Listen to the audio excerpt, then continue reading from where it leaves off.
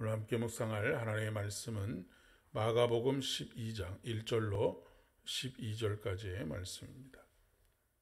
신약성경 75페이지, 신약성경 75페이지 마가복음 12장 1절로 12절의 말씀입니다.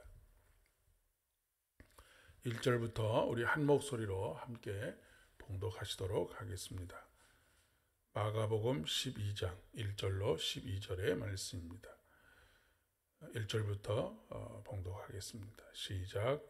예수께서 비유로 그들에게 말씀하시되 한 사람이 포도원을 만들어 산 울타리로 두르고 집자는 틀을 만들고 망대를 지어서 농부들에게 세로 주고 타국에 갔더니 때가 이름에 농부들에게 포도원 소출 얼마를 받으려고 한 종을 보내니 그들이 종을 잡아 심히 때리고 거저 보내었거늘 다시 다른 종을 보내니 그의 머리에 상처를 내고 능욕하였거늘 또 다른 종을 보내니 그들이 그를 죽이고 또 그 외에 많은 종들도 더러는 때리고 더러는 죽이는지라.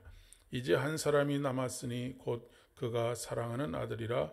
최후로 이를 보내며 이르되 내 아들은 존대하리라 하였더니 그 농부들이 서로 말하되 이는 상속자니 자 죽이자.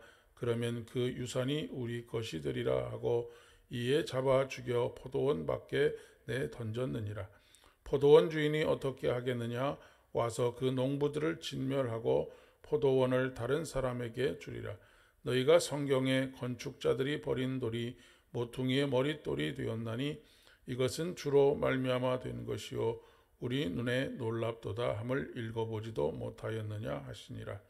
그들이 예수의 이 비유가 자기들을 가리켜 말씀하시는 줄 알고 잡고자 하되 무리를 두려워하여 예수를 두고 가니라. 아멘. 우리 그리스도인들은 하나님께 청지기로 부름을 받았습니다. 청지기라고 하는 말은 관리인이라고 하는 말씀입니다. 하나님께서 에덴 동산을 만드시고 그 에덴 동산에 아담과 하와를 두셨습니다. 그리고 아담과 하와에게 무엇을 맡기셨느냐면 이 모든 것들을 다 관리하라라고 그렇게 말씀하셨습니다. 그런 의미에서 우리는 청지기로 부름을 받았다라고 이야기할 수가 있겠습니다. 청지기는 일반적인 종과는 완전한 차이가 있습니다. 일반적으로 종이라고 하는 것은 자신에게는 아무런 권리가 없습니다. 아무런 권리가 없이 그저 시키는 일을 하는 것이죠. 하지만 청지기에는 어느 정도의 자율적인 권한이 주어지게 됩니다. 권한을 위임받는 것이죠. 일반적인 종과 청지기가 같은 점이 있다라고 한다면 소유할 수 있는 것은 아무것도 없다라고 하는 것입니다. 소유권을 가지고 있지 않다라고 하는 것이죠. 이 청지기를 디아코노스라고 그렇게 이야기하는데 디아코노스라고 하는 말은 먼지를 뒤집어 쓰며 일하는 일꾼이라고 하는 의미를 가지고 있습니다. 신약성경에서는 집사라고 하는 그 말로 사용되어지기도 했습니다. 어떤 특정한 직분을 이야기하는 것이 아니고 앞에서 말씀드린 것처럼 청지기는 모든 것들을 관리하는 사람이라고 그렇게 생각하시면 되겠습니다. 우리 모두가 다 청지기로 부름을 받는 것이죠. 그런데 청지기가 생각이 잘못되면 그리고 청지기로서의 부름, 어느 정도의 자율권을 가지는 것을 오해하고 착각하게 되면 주인 행세를 하게 됩니다. 그러니까 주인 행세라고 하는 것은 내가 주인이 아님에도 불구하고 마치 주인인 것처럼 착각하고 제멋대로 행동하는 것, 이것을 바로 주인 행세라고 이야기를 하고요. 그와 반면에 주인 의식이라고 하는 것이 있습니다. 주인 의식은 뭐냐면 내가 주인이 아님에도 불구하고 마치 주인인 것과 같은 마음으로 그렇게 모든 행동들을 성실하게 해가는 사람을 주인 의식을 가진 사람이다라고 이야기를 할 수 있겠습니다. 오늘 본문 말씀에 포도원은 하나님의 나라를 상징하는 것입니다. 지금 예수님께서 비유로 말씀하고 계시는 것이죠. 하나님의 나라는 말 그대로 하나님의 소유입니다. 이 하나님의 나라는 하나님께서 다스리시고 하나님께서 모든 것을 다 소유하시는 바로 하나님의 나라를 의미하는 것입니다. 청지기는 이 포도원을 맡은 사람, 그러니까 관리하도록 맡은 사람, 어느 정도 자율권을 가지고 있지만 이 청지기의 그 소유는 아닌 것이죠. 이 포도원을 맡은 농부들은 오늘 말씀에서는 제사장이나 서기관들이나 바리새인들과 같은, 그리고 백성의 장로들과 같은 사람들을 의미하는 것입니다. 그런데 오늘 말씀에 보니까 이 사람들이 주인 행세를 합니다. 주인은 따로 있는데, 그리고 그 주인이 종을 보내어서 소출의 얼마를 받으려고 보냈는데 종을 심히 때리고 아무것도 그 손에 들려서 보내지 않았다라고 말씀하고 있습니다. 그리고 주인이 이 종도 보내고 또 저 종도 보냈는데 어떤 종은 머리에 상처를 내고 능욕을 했다라고 하는 말씀의 표현이 있죠. 누구를 이야기하는 거냐면 세례 요한을 이야기하는 것이라고 이야기할 수 있겠습니다. 세례 요한이 목이 잘리는 참수형을 당하고 능욕을 당하지 않습니까? 마침내 주인은 아들까지 보냅니다. 이 아들은 누구입니까? 주인의 상속자입니다.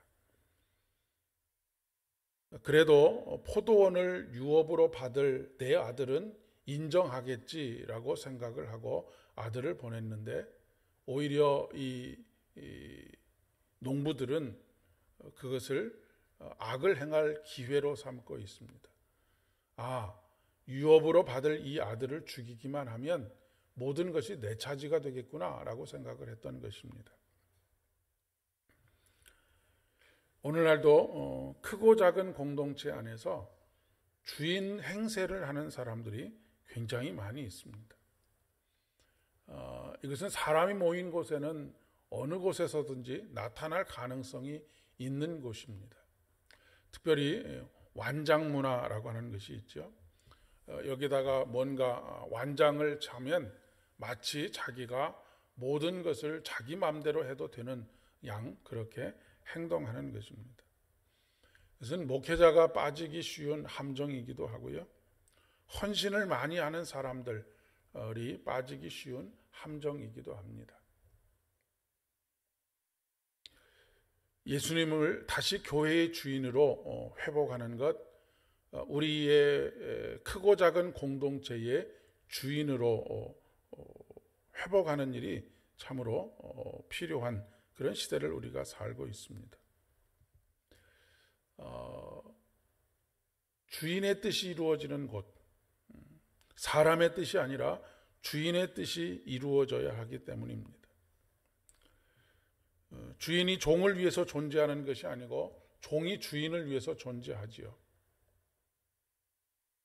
우리가 이 땅에 존재하는 이유는 우리의 삶의 주인이신 뿐만 아니라 오늘 찬송의 가사처럼 만유의 주제이신, 만유의 주인이신 우리 하나님을 위해서 존재하는 것입니다. 그리고 그분의 뜻을 이루기 위해서 존재하는 것이죠.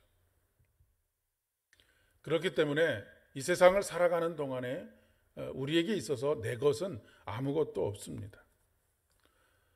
건강도, 재산도, 시간도, 자식도 뿐만 아니라 이 세상에 존재하는 모든 것들은 내 것이 아닙니다. 관리할 권한을 위임받은 것이죠.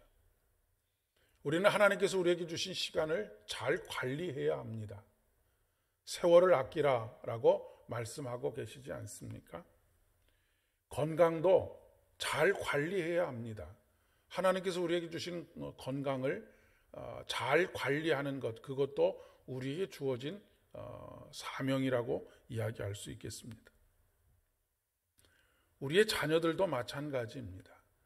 하나님께서 우리의 자녀들을 나의 소유로 주신 것이 아니고 나에게 잘 양육하라라고 하는 관리자로서의 책임을 부여해 주셨습니다. 재산도 마찬가지이지요. 하나님께서 많이 주셨든 조금 주셨든지 간에 그 재산을 잘 관리해서 하나님의 뜻을 이루는 데 사용하라라고 우리에게 주신 것이다라고 하는 것입니다. 우리는 관리자일 뿐이다라고 하는 것을 꼭 기억해야 합니다. 우리가 하나님 앞에 헌금을 드리는 것, 11조를 드리는 것도 마찬가지입니다. 11조의 정신은 무엇이냐면 모든 것이 다 하나님의 것입니다 라고 하는 믿음의 고백을 하는 것입니다. 오늘 하나님께서 종을 보내어서 소출의 얼마를 가져가려고 보내셨다라고 하는 말의 의미가 바로 이런 것이라고 이야기할 수 있겠습니다. 거기에 대해서 그 하나님께서 종을 보내어 소출의 얼마를 요구하실 때 우리들이 이 모든 것은 다 하나님의 것입니다. 주인의 것입니다 라고 하는 고백을 담고 있는 것이 바로 11조의 정신이라고 하는 것입니다. 공동체 이론을 연구하는 사람들에 의하면 주인의식을 가진 사람이 어떤 공동체에 3명 이상만 되면 그 공동체는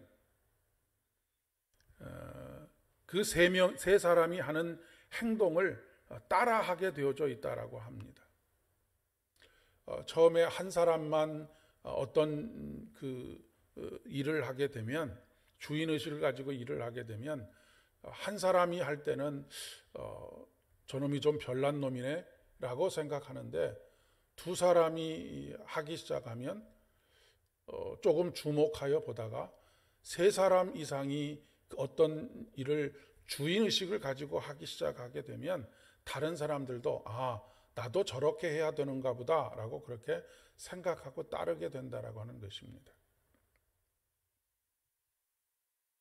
그런데 주인 행세만 하는 사람들이 많은 공동체는 방관자가 되는 것이죠. 권리를 주장할 뿐 책임을 지려고 하지 않기 때문에 그렇습니다. 남 탓을 하는 사람들이 많은 그 공동체일수록 주인의식이 없기 때문이라고 이야기할 수가 있겠습니다. 자기 탓을 하는 사람들이 많은 공동체일수록 주인의식을 가지고 있는 사람들이 많은 공동체라고 이야기할 수 있겠습니다. 그런데 오늘 포도원이 자기 것이 아님에도 불구하고 관리해야 할 권한만을 위임받았음에도 불구하고 주인 행세를 하는 사람들의 결말이 무엇입니까? 하나님께서 주인이 군대를 보내어서 진멸했다라고 그렇게 말씀하고 있습니다. 그러니까 지금 이스라엘의 이 성전을 맡은 제사장들과 또 서기관들과 율법학자들과 백성의 장로들 이런 사람들을 향한 경고의 말씀이라고 하는 것을 우리가 알 수가 있는 것이죠. 결국 하나님께서 이 땅의 관리자로 그리고 가장 첫 번째 열매로 하나님의 백성으로 삼은 유대인들이 이 일을 감당하지 못함으로 말미암아서 남유다와 북이스라엘이 멸망을 당하게 된 것을 상징하는 것이라고 이야기할 수가 있겠습니다. 어떤 공사장에서 세 사람이 아주 열심히 일을 하고 있었다고 합니다. 어떤 사람이 지나가다가 일을 하고 있는 이 사람들 중에 첫 번째 사람에게 물었습니다. 당신은 지금 무엇을 하고 있습니까? 라고 물었더니 이 사람의 대답이 이것입니다. 무슨 일인지는 잘 모르겠지만 이 일을 하고 나면 일당을 주니까 시키는 대로 일을 하고 있습니다. 라고 했다고 합니다. 두 번째 사람에게도 동일하게 질문을 했습니다. 당신은 지금 무엇을 하고 있습니까? 라고 물었습니다. 그러자 두 번째 일꾼이 보면 모르시오, 내가 지금 벽돌 쌓는 일을 하고 있지 않소? 라고 이야기를 했습니다. 세 번째 일꾼에게도 똑같은 질문을 했습니다. 그랬더니 세 번째 일꾼이 이렇게 대답을 했다고 합니다. 지금 저는 아름다운 성전을 짓고 있는 중입니다. 라고 이야기를 했다고 합니다. 하나님께 권한을 위임받은 청지기로서의 삶을 살아가는 가운데 어떤 사람들은 예수 믿으면 복을 받고 천당에 가서 좋은 것을 누린다라고 하는 보상 때문에 일을 하는 사람이 있습니다. 두 번째는 그저 일에 대한 식견과 일에 대한 전문성을 가지고 일을 하는 사람입니다. 어떤 목적의식도 없이 그저 그 일이 좋아서이든지 아니면 그 일에 나름대로 전문성을 가지고 있기 때문에 일하는 사람입니다. 마지막 사람이 진정한 주인의식을 가지고 일하는 사람이라고 이야기할 수 있겠습니다. 자기가 지금 하고 있는 일이 얼마나 가치 있는 일인지, 이 일이 얼마나 소중한 일인지, 이 일을 하는 것이 누구를 위한 일인지를 명확하게 알고 일하는 사람입니다. 아름다운 성전을 짓고 있다라고 하는 것.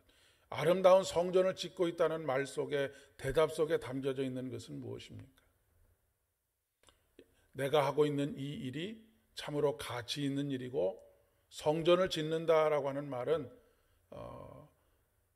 누구를 위해서 일하고 있는가라고 하는 것을 명확하게 가지고 있고, 뿐만 아니라 그 아름다운 성전이 조금씩 지어져 가는 것을 보면서 감탄하는 탄성이 이 안에 담겨져 있다라고 이야기할 수 있겠습니다. 오늘도 주인의식을 가지고 우리가 이 일을 맡겨주신, 나에게 시간을 맡겨주시고 자녀들을 맡겨주시고 재산을 맡겨주시고 수많은 것들을 맡겨주신 우리 주인의 뜻이 무엇인지, 내가 하고 있는 일이 얼마나 가치 있는 일인지, 나에게 주어진 이 시간들, 이 삶이 얼마나 소중한 시간인지를 깨닫고 우리 주님을 위해서 살아가시는 저와 여러분 되실 수 있기를 진심으로 축복합니다. 기도하겠습니다. 하나님 아버지, 은혜를 진심으로 감사를 드립니다. 우리에게 주어진 모든 것들이 우리의 것은 아무것도 없사오나 우리에게 이것을 관리하라고 하신 하나님의 뜻에 따라 오늘도 주어진 시간들과 주어진 재물들과 선물로 주신 자녀들, 그 이외에도 수많은 것들을 주님을 위하여서 일할 수 있는 마음, 그리고 그 일을 통하여서 우리의 삶의 보람과 가치를 느끼는 귀한 믿음의 삶을 살아갈 수 있도록 복 주신 것을 진심으로 감사를 드립니다. 오늘도 세월을 아껴서 주님께서 우리에게 맡겨주신 이 일들을 온전히 주인의식을 가지고 잘 감당하는 우리 모두의 삶이 되어질 수 있도록 은총을 더하여 주시옵소서. 모든 말씀 예수님의 이름으로 간절히 기도드립니다. 아멘.